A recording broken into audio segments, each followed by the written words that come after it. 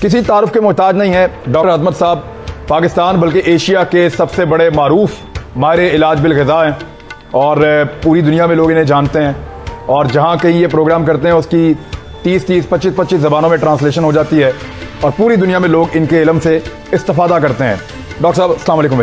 بہت شکریہ سر جوائن کرنے کی, بڑی مہربانی. سب سے پہلے مجھے یہ بتائیں کہ یہ کورونا ایکچولی ہے کیا, آپ کی سمجھ میں کیا ہے؟ کورونا ایک وائرس ہے. ہماری باڈی میں ویریس قسم کے پیتھوجنز ہوتے ہیں. پیتھوجنز کا مطلب ہے جراثیم. اس میں فنگس ہوتی ہے, اس میں بیکٹیریا ہوتی ہے اور اس میں وائرس ہوتا ہے. یہ وائرس جو ہے ایک تو بہت چھوٹے سائز کی ہوتی ہے اور اس کے بعد یہ ریپلیکیٹ بڑی جلدی کرتے ہیں. اس میں ویریس فارمز آف وائرس ہوتی ہیں. ایک وائرس ہوتی ہے جو کہ RNA وائرس ہوتی ہے, ایک وائرس ہوتی ہے جو کہ DNA وائرس ہوتی ہے. DNA وائرسز جو ہیں وہ بڑی جلدی ہمارا قوت مدافعت جو ہے اس کو قابو کر لیتی ہے.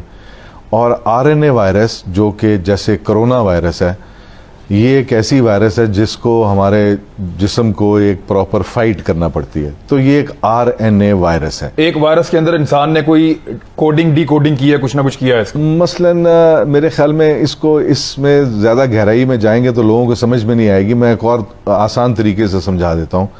مثلاً اگر ایک SARS-1 وائرس ایک 4x4 ٹرک تھا, ٹھیک ہے, کوئی ½ ٹن پک اپ ٹرک جیسے ٹویوٹا کے بڑے ٹرکس ہوتے ہیں, تو یہ وائرس اسی ٹرک کی چیسی پہ ایک ٹینک ہے. ٹھیک ہے, میں سمجھ گیا. آپ سمجھ گئے. پلیٹ فارم سیم ہے اور اس میں تھوڑی سی انجینئرڈ ہے کہ لوگوں کو ایک ویکسین جو کہ میرے خیال میں ایک ٹرک کی بتی ہے اس کے پیچھے لگا رہے ہیں. مگر ایک اور آپ کو بات بتاؤں, ویسٹ میں جو ویکسین بن رہی ہے وہ اس وائرس کو ویکن کر کے وہ ایک نارمل جو پرنسپلز ہیں وائرس بنانے کے اس کے مطابق نہیں بنا رہے.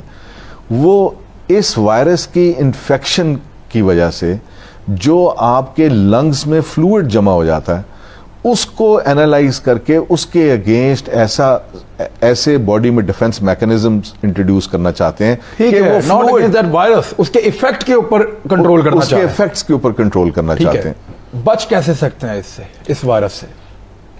دیکھیں, سب سے پہلے تو ہمیں یہ ریئلائز کرنا ہوگا, اور یہ میں ڈرانے کے لیے نہیں کہہ رہا اور میں کوئی الارم پیدا کرنے کے لیے نہیں کہہ رہا, مگر جو انفارمیشن موجود ہے ہیومن مین کائنڈ کے پاس اس ٹائم, یہ تقریباً ہر انسان کو ہوگا. اور یہ کسی کو 6 مہینے بعد ہو, کسی کو 18 مہینے کے بعد ہو, کسی کو 2 سال کے بعد ہوگا. مگر اس میں ایک بات ہمیں پتہ ہونی چاہیے کہ وہ وائرس اشرف المخلوقات نہیں ہے, ہم اشرف المخلوقات ہیں. اور دنیا میں بہت ایسی چیزیں موجود ہیں اللہ تعالیٰ نے ہمارے ڈسپوزل پہ دی ہیں جو کہ اس وائرس کو کاؤنٹر کرتی ہیں کہ آپ کس طرح, کون سے ٹینجیبل سٹیپس ہیں جو آپ لے سکتے ہیں جس سے آپ کی قوت مدافعت بہتر ہو. آپ کے اپنی باڈی نے جب فائٹ کرنا ہے تو کس کے ذریعے کرنا ہے؟ آپ کی اپنی قوت مدافعت ٹھیک ہونی چاہیے. اگر قوت مدافعت ٹھیک ہے تو چانسز یہ ہیں کہ آپ کو صرف 2 چھینکیں آئیں گی, آپ پازیٹیو ہوں گے, آپ کی باڈی اپنی اینٹی باڈیز بنائے گی اور آپ اے سمپٹومیٹک رہیں گے, وہ اس طرح ہی جس طرح آپ کو کوئی فلو ہوا تھا. تو اس میں سب سے پہلی جو ضرورت ہے, میں لوگوں کو یہ کہتا ہوں کہ اپنی خوراک کی طرف دھیان دیں. اور لوگوں کے پاس ٹائم ہے میرے خیال میں. یہ اگر آپ یعنی کہ اپنا کھانے پینے کا طریقہ تھوڑا سا بدل لیں تو آپ یہ دیکھیں گے کہ یہ وائرس انشاءاللہ ہمیں کچھ بھی نہیں کہے گا. کیا کریں؟ یعنی ایک عام آدمی آپ کہہ رہے ہیں موٹا نہیں ہونا چاہیے جی, اور کیا کریں؟ سب سے پہلے تو ہاضمہ. ایک تو اس سے ڈرے نا آپ کے خیال میں. ہاں, اس سے ڈرے مت. اور دوسری بات یہ ہے کہ میں اگر ٹینجیبل سٹیپس اگر بتاؤں تو سب سے پہلی بات کہ آپ کو اپنا ہاضمہ ٹھیک رکھنا ہے. ایک بات یاد رکھیے کہ آپ کا امیون سسٹم جو ہے, ہم مثلا میں اپنی انگلیاں دیکھ سکتا ہوں, میں اپنی آنکھیں دیکھ سکتا ہوں, اپنے کان پکڑ سکتا ہوں, مگر مجھے یہ نہیں پتا کہ میرا امیون سسٹم کہاں پہ ہے. ہمارا امیون سسٹم جو ہے وہ ہمارے اسٹمک میں ہے. 80% of our immune system is housed in our gut. اب آپ یہ دیکھیے, اگر آپ کا ہاضمہ ٹھیک ہے, اگر آپ کو قبض نہیں ہے, پیٹ خراب نہیں ہے, تو آپ کا امیون سسٹم بہتر فنکشن کر رہا ہے. اس کو, اور اگر کسی کا خراب ہے اس کو ٹھیک کرنے کا کیا طریقہ ہے؟ اس کے لیے میں 2-3 چیزیں بتانا چاہوں گا. میرے خیال میں سب سے پہلے تو دہی کا استعمال ضرور کیا کریں. दही का इस्तेमाल करें जी पाकिस्तानी, नंबर 1। हाँ, दही का जरूर इस्तेमाल करिए, हाजमा ठीक करने का। दूसरी बात मैं ये कहूंगा कि लहसुन और अदरक का खूब इस्तेमाल होना चाहिए। हमारे यहाँ तो बहुत मिलती है लहसुन अदरक। लहसुन अदरक मिलती तो बहुत है, मगर लहसुन जो है हमारे गट में ऐसे पैथोजेंस जो कि हमारे इम्यून सिस्टम को कॉम्प्रोमाइज करते हैं, वो उनको रिमूव कर देती है। अच्छा, सो लहसुन एक एंटीवायरल भी है और हमारे स्टमक से क्लियर करती है उन पैथोजेंस को जिनका कोई रोल नहीं है अपर जीआई ट्रैक्ट। सालन में पका के खाएं। सालन में पका के खाने से उसकी इफादियत खत्म हो जाती है। खत्म या कम? कम हो जाती है। कम मेरे ख्याल में खत्म ही हो जाती है, क्योंकि हम बहुत ज्यादा पकाते हैं। हम तो लहसुन को वैसे कैसे खा सकते हैं? लहसुन को बेहतरीन खाने का तरीका यह है कि उसके छोटे छोटे टुकड़े करें, उसको 5-7 मिनट हवा लगने दें। जब हवा लगती है तो उससे एक चीज बनती है जिसको हम एलिसन कहते हैं, जो कि बहुत जबरदस्त एक एंटी माइक्रोबियल पेप्टाइड है। ये वो सब्सटेंस होते हैं जो वेरियस प्लांट्स में मिलते हैं और वायरस और बैक्टीरिया और फंगस के खिलाफ काम करते हैं, और इनको हम एंटी माइक्रोबियल पेप्टाइड्स कहते हैं, और ये लहसुन में भरे हुए हैं। तो आप लहसुन खाइए, आपको एंटी वायरल प्रोटेक्शन भी मिलेगी। और खाने का तरीका ये है कि छोटे छोटे टुकड़े करके एक छोटी सी तुरी लीजिए, एक छोटी सी सेगमेंट लीजिए, उसके छोटे छोटे से आप हिस्से कीजिए और उसको आप पानी से निगल लीजिए खाने के बाद। एक लहसुन का पीस काफी है। एक लहसुन का पीस एक दिन में खाएं। एक दिन में खाएं। अच्छा, उसके बाद एक और बात बताओ। अब अदरक आ गया, जिंजर। नहीं, मैं लहसुन के बारे में पहले बात पूरी कर दूं। वो ये कि अगर आप 25-30 दिन खाएंगे तो आपके अंदर से लहसुन की स्मेल आनी शुरू हो जाएगी। That is the time to stop. अच्छा जी, उसका मतलब ये है कि आपके वो एलिसन के कंपाउंड्स पूरे हो गए। सो एक बेहतरीन डिफेंस आपको मिल गया। और लहसुन कई लोगों को हजम नहीं होगा, कई लोगों को हजम नहीं होगा। इसलिए अगर आपको हजम नहीं होता तो आप एक पूरी तुरी से ना शुरू करें, एक पूरी सेगमेंट से। आप एक लहसुन का चौथा हिस्सा लेके, छोटा सा हिस्सा लेके सिर्फ वो लीजिए। आहिस्ता आहिस्ता 5-7 दिनों में इसको बढ़ाइए। और जब आप लहसुन लें, जब आप ये गार्लिक के ऊपर आप कर रहे हैं, फोकस कर रहे हैं, तो साथ दही भी जरूर लीजिए। दही के बारे में मैं आपको छोटी सी बात, दही में लहसुन डाल के खा लें, पता ही नहीं चलेगा। ये भी ठीक है, ये भी बिल्कुल किया जा सकता है। और उसको आप पानी से निगल, कई लोग चबाना नहीं पसंद करते हैं, वो पानी से निगल भी सकते हैं। और पानी से निगलें तो उसका फायदा भी है ज्यादा, और उसका फायदा इस तरह ज्यादा है कि यानी कि आपकी सस्टेन करेगा थोड़ी देर तक। आपकी बॉडी में वो लोअर पार्ट तक जाएगा, वो सारी डिलीवरी जो है वो पूरे गट में होगी। सो उसका बहुत फायदा है।